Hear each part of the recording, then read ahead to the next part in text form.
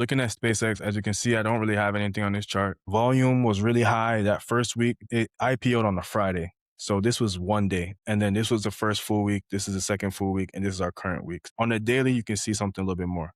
This was just its first day of volume, 523 million. But now that we're on the daily, you can see more of a trend. It went up and we hit a high of 225. The low is 147. So over the past, 12 days, we have maybe like a $80 range. And we've seen that volume has dropped significantly since it opened up. Then one thing I want to do is I want to look for some key levels. I'm looking for levels where price is touching, where price is holding. Because this is a new IPO company, wherever it opened from for IPOs is usually a good price to watch. I would say this is a support level.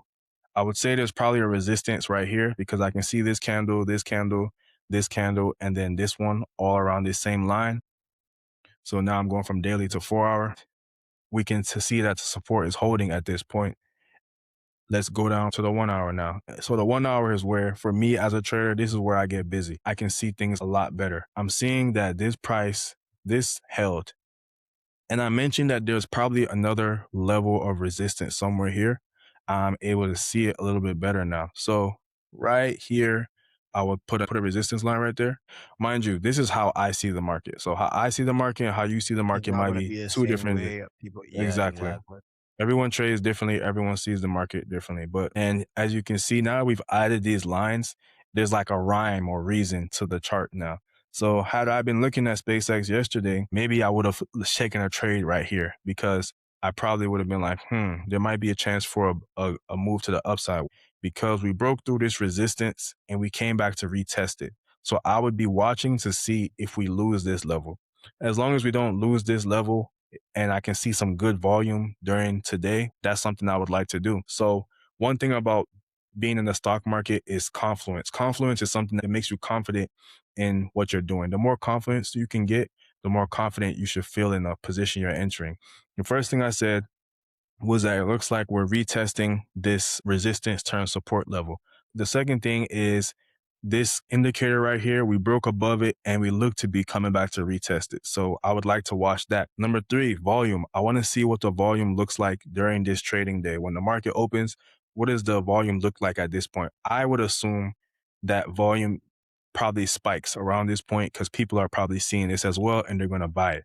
And the last thing is the type of candlesticks. As Omar mentioned, different candlesticks mean different things.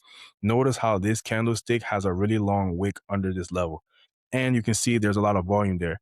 That means sellers were in control up until this point where buyers were like, all right, y'all did enough. We're not letting the price go below this point. This is where we want to start buying it from. And what happened after this? We started an uptrend. So if I see good volume, good candlesticks here, that's something that I could potentially do. Notice how like I said, we didn't lose this indicator and we did not lose this level. The biggest thing for me here is that this candle completely consumes this candle. So that's a good sign. Then what do we have? The next green candle is even higher in volume. What we see, a really green candle with volume. So this could have been a really good opportunity to make some money. It went from 160 to 168. I would assume we probably reject here or we start chopping up top here. And what happened? We rejected this resistance up top here. And now we're approaching it again. Notice how volume is going down gradually here, is going down. Eventually we get a red candle. Up until the close, we kept pushing. So there, yep, is right there. We don't have any volume in the end of the day because this is after hours. So if I was a SpaceX trader, I would probably be looking to see if we break above this tomorrow and if we hold above this line, that's probably another entry towards the upside. So it's just a little game for y'all and how I look at charts. Like I said, I like to zoom out, start from the higher time frame first. Then I identify my key levels. I look at the candlesticks. I look at my indicators. I check volume and try to keep it simple. As you notice, I don't have too much on this chart. I have 3 lines. I have 2 indicators. Normally, this is how my chart would look. And that's all I need. That's all I need with my volume and being able to identify candlesticks. It's a skill you obtain over time. You weren't always able to read charts, but with time, spending time with them, looking at them, you begin to get accustomed to what you're looking for and what you're trying to do in the charts.